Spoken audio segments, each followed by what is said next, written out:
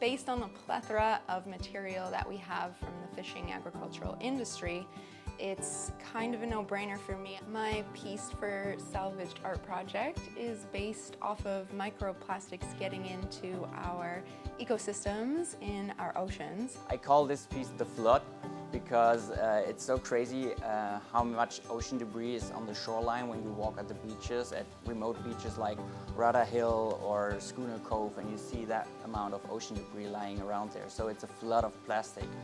My name is Pete Clarkson. I live in Tofino, and I'm a self-taught artist that works primarily with marine debris. There's rope, there's net, there's floats, there's plastic, and all of it kind of has its own opportunities and constraints in terms of making art. It would be amazing to really put this area on the map as far as, being an area of artists that are making cool stuff out of garbage. I really do hope that myself and as well as the other artists that this year we inspire people to, look at our garbage and try to see it in more of a creative sense and make cool things out of it.